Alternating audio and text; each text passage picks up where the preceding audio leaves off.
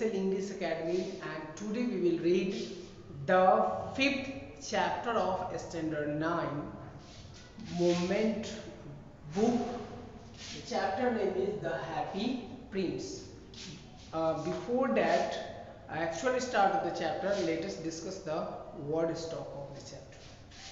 Part with loose, gilded, covered with gold, ruby a precious red stone, brains made wet, pricked hot, swallow a bird.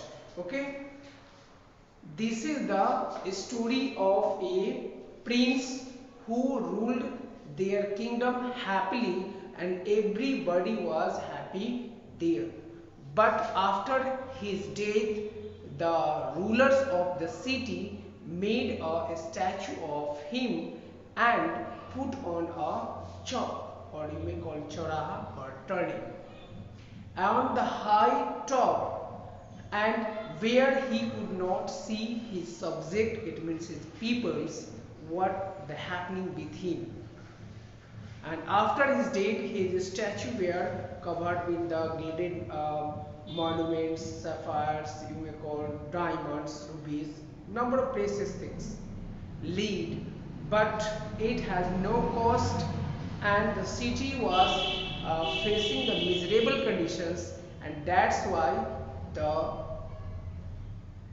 happy prince wants to donate everything what he had in the statue to the subject, so that they could live a life. And for this he took the help of a swallow, a bird. How he could help to the happy prince, let us see and go through the line by line of this chapter. Okay, see, we will take a short reading so that see, high above the city on a tall column stood the statue of happy prince. He was gilded all over with thin lips of gold. For eyes he had two bright sapphires, and a large red ruby glowed on his sword hilt. It means his whole body, swords, everything were made up of precious metals like rubies, gold, etc. One night there flew over the city a little swallow. His friends had gone away to Egypt 6 weeks before, but he had stayed behind. Then he decided to go to Egypt too. All day long he flew, and at night time he arrived at the city. Where shall I put up? He said. I hope the town has made preparations. Then he saw the statue on the tall column. I will put up there, he cried. It is a fine position with plenty of fresh air. So he delighted just between the feet of the happy prince. It means two birds, one was the swallow and was visited to the city, and one went to the other places, and one was there, and he was thinking where I have to stay at the night, and he found the statue is the best place for him to live there, in the feet of the statue. I have a golden bedroom, he said softly to himself as he looked around, and he prepared to go sleep. But just as he was putting his head under his wing, a large drop of water fell on him. What a curious thing, he cried. There is not a single cloud in the sky. The stars are quite clear and bright, and yet it is raining. Another drop fell. What is the use of a statue if it cannot keep the rain off? He said, I must look for a good chimney pot, and he determined to fly away.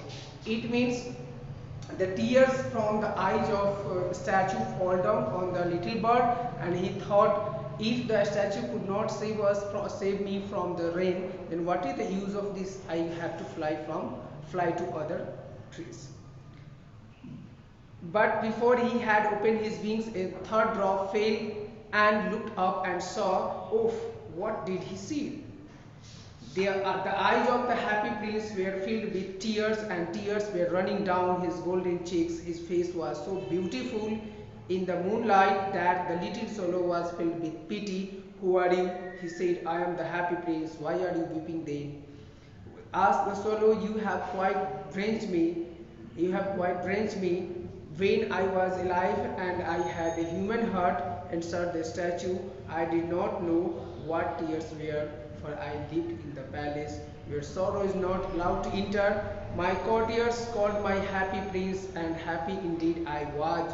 So I lived and so I died. And now that I am dead, they have set me up here so high that I cannot see the ugliness and all the misery of the city. And though my heart is made of lead, yet I cannot choose but weep. What is he not solid gold, said the swallow to himself. He was too polite to make any personal remark. It means the statue said, I was happy at when I was alive, and so the people call happy place. Indeed, all the peoples in my kingdom were happy, and today I am dead, but I cannot do anything for my people. Far away, continue the statue in a low musical voice. Far away in a little street there is a poor house. One of the windows is open, and through it I can see a woman seated at a table. Her face is thin and worn, and she coats red hands all pricked by the needle, for she is a seamstress. She is embroidering flowers on a satin gown for the loveliest of the queens, maid of honor, to wear at the next court ball. In a bed in the corner of the room, her little boy is lying ill. He has a fever, and he is asking his mother to give him oranges. His mother has nothing to give him but river water. So he is crying, swallow, swallow, little swallow, will you not bring her the ruby out of my sword hilt? My feet are fastened to his pedestal, and I cannot move. The statue said there is a room in the town where the little woman was staging, and his little son was crying due to hungry, and there was nothing to eat. So the statue said to swallow, please take out my diamonds from the hilt of my sword. I am waited for in visit, said the swallow. My friends are lying up and down the Nile. They're talking to the large lotus flowers. Soon they will go to sleep. Please let me go. The prince asked the swallow to stay with him for one night and be his messenger. The boy is so thirsty and the mother is so sad. He said, I don't think I like boys, answered the swallow. I want to go Egypt. And the king, happy prince, said, please help the boys and stay with me for one night and be my messenger. Okay, next. But the happy prince looked so sad that the little swallow was sorry. It is very cold here, he said. But he agreed to stay with him for one night and be his messenger. Thank you, little swallow, said the prince. Okay. The swallow picked out the great ruby from the prince's swords and flew away with it in his beak over the roof of the town. He passed by the cathedral tower where the white marbles were sculptured. He passed by the palace and heard the sound of the dancing. A beautiful girl came out on the balcony with her lover. I hope my dress will be ready in time for the state ball, she said. I have ordered flowers to be embroidered on it, but the seamstresses are so lazy. And when the swallow took the ruby from a hilt of the sword of the happy prince and went to the older lady house, where he saw one lady was crying at the seamstress. She was so lazy. He passed over the river and saw the lanterns hanging on the mast of the ship. At last he came to the poor woman's house and looked in. The boy was tossing furiously on his bed, and the mother had fallen asleep. She was so tired in the hooked, and laid the great ruby on the table beside the woman's thimble. Then he flew gently round the bed, fanning the boy's forehead with his wings. How cool I feel, said the boy. I must be getting better. And he sank into a delicious slumber. Then the swallow flew back to the happy prince and told him what he had done. It means the swallow brought the ruby to the put the ruby besides the ailing boar, and now he is feeling well. And tossing means moving up and down. Okay. It is curious, he remarked, but I feel quite warm now, although it is so cold. That is because you have done a good action, said the prince, and the little swallow began to think, and then fell asleep. Thinking always made him sleepy. When day broke, he flew down to the river and had a bath. Tonight I go to Egypt, said the swallow, and he was in high speed at the prospect. He visited all the monuments and sat a long time on the top of the church steeple. It means before leaving for Egypt, he visited all the important monuments of the city. See, when the moon rose, he flew back to the happy prince. Okay, have you any commissions for Egypt? He cried, I am just starting. It means he said, I am just leaving for Egypt. If you have to say anything, tell me. Swallow, swallow, little swallow, said the prince, will you stay with me one night longer? It means one more night. I am waited for in Egypt, answered the swallow. Swallow, swallow, little swallow, said the prince. Far away, across the city, I see a young man in a garret. He is leaning over a desk covered with papers, and in the glass by his side there is a bunch of withered violets. His hair is brown and crisp, and his lips are red as pomegranate, and he has large and dreamy eyes. He is trying to finish a play for the director of the theatre, but he is too cold to write anymore. There is no fire in the grate, and hunger has made him faint. It means the statue said there is a boy who is writing for his director, but there is a cold, too much cold, and it is not possible to write. I will wait with you one night longer, said the swallow, who really had a good heart. He asked if he should take another ruby to the young playwright. It means he thought he had to take away the ruby for the playwright. Alas, I have no ruby now, said the prince. My eyes are all that I have left. They are made of rare sapphires, which were brought out of India 1,000 years ago. He ordered the swallow to pluck out of them and take it to the playwright. He will sail to the jewelers and buy firewood and finish his finish his play, said. It means the happy prince said, now I have no ruby, so take out my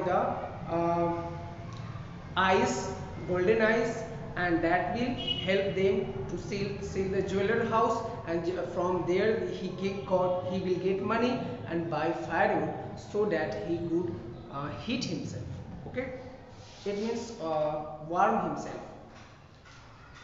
Dear prince, said the swallow, I cannot do that, and he began to weep. Swallow, swallow, little swallow, said the prince, do as I command you. So the swallow plucked out the prince's eyes and flew away to the student's garret. It was easy enough to get in, and as there was a hole in the roof, through this he darted and came into the room. The young man had his head buried in his hands, so he did not hear the flutter of the bird wing, and when he looked up, he found the beautiful sapphire lying on the hands flutter. When he looked up, he was found lying on the withered violets. I am beginning to be appreciated, he cried. This is from some great admirer. Now I can finish my play, and he looked quite happy. The next day, the swallow flew down to the harbor. He sat on the mast of the large vessel and watched the sailors working. I am going to Egypt, cried the swallow, but nobody minded, and when the moon rose, he flew back to the happy prince. It means now the swallow took away the sapphires from a happy prince to the boy who was writing for his director, and there he feels happy. Then after that he feels happy. Okay, and again the swallow and the knight came before the happy prince and see what happens. I have come to bid you goodbye, he said. Swallow, swallow, little swallow, said the prince, will you not stay with me one night longer? It means requesting third time. It is winter, answered the swallow, and snow will soon be here in Egypt. The sun is warm on the green palm trees, and the crocodile lies in the mud and look lazily about them. It means there is a scanty rain, a scanty sun rays fall in the Egypt. In the square below, said the happy prince, there stands a little match girl. She has let her matches fall in the gutter, and they are all spoiled. Her father will beat her if she does not bring home some money, and she is crying. So she has no shoes or stockings, and her little head is bare. Pluck out my other eyes and give it to her, and her father will not beat her. I will stay with you one night longer, said the swallow, but I cannot pluck out your eyes. You would be quite blind then. Now the happy prince said to help the little girl whose father will beat if he will not so sell the fixed amount.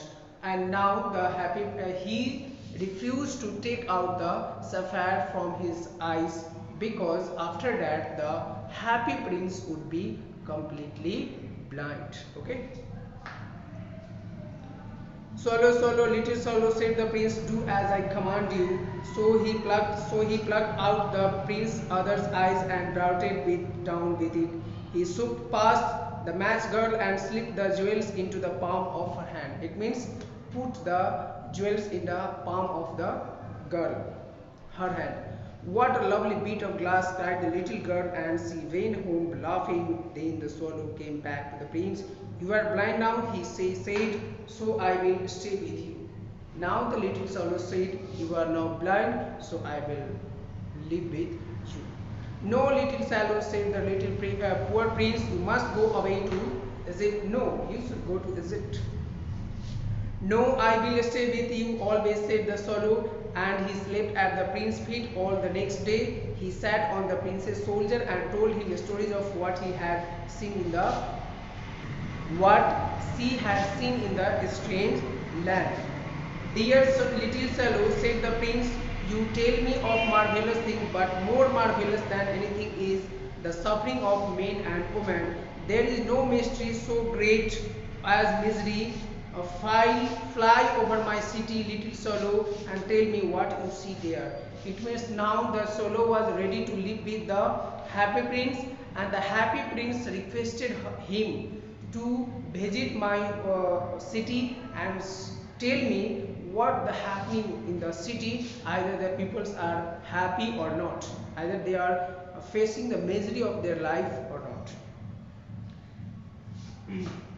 So the swallow flew over the great city and saw the rich making merry in their beautiful houses while the beggars were sitting at the gate. He flew into dark lanes and saw the white faces of starving children looking out listlessly as the black street. Under the archway of the bridge, two little boys were lying in each other's arms to try and keep themselves warm. How hungry we are, they said. You cannot lie here, shouted the watchman, and the watchman wandered out into the rain. It means the vain swallow walked to the city. He saw the people were crying in the city, and at one place he saw that two children were sleeping with the arms in each other's and shivering with the cold, and the watchman ordered him to go away. Then he flew back and told the happy prince what he had seen. I am covered with the fine gold, said the prince. You must take it off leaf by leaf and go give it to the poor. The living always think that gold can make them happy. I am covered with gold. Take it and give it to the poor peoples, because they will feel happy after getting the gold leaf. Okay. Leaf after leaf of the fine gold the swallow picked off, till the happy prince looked quite dull and grey. Leaf after leaf of the fine gold he brought to the poor, and the children's faces grew rosier, and they laughed and played in the street. We had bread now, they cried. After the getting the golds, they become happy and thought, I have bread now. It means no problem having the bread and butter, or you may call it have everything. Then the snow came, and after the snow came the frost. The street looked as if they were made of silver. Everybody went about in furs, and the little boys were scarlet caps and scattered on the ice. It means boys were happy. The poor little swallow grew colder and colder, but he would not leave the prince. He loved him too well. He picked up crumbs outside the baker's door when the baker was not looking, and tried to keep himself warm by flapping his wings. It means at the baker's house he was warming himself by flapping. Flapping means flapping his wings this way. Okay. But at last he knew that he was going to die. He had just enough strength to fly up to the happy prince soldiers. Once more, goodbye, dear prince, he murmured. Will you let me kiss your hand? And the last when before dying, the swallow said, happy prince, let me kiss your hand.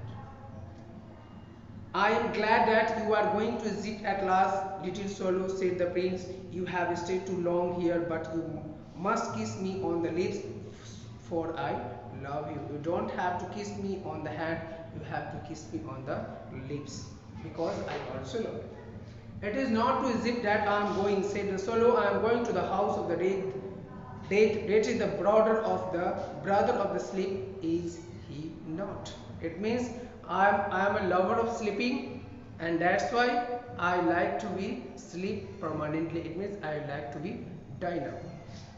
And he kissed the happy prince on the lips and fell down dead at his feet.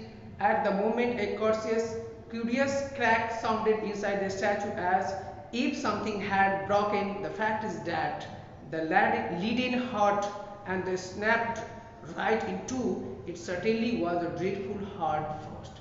It means due to hard frost, when the swallow died in the feet of the happy prince, there comes a little cracking sound. It shows something broken, and that sound comes from the heart of the prince, and it may be due to heavy frost.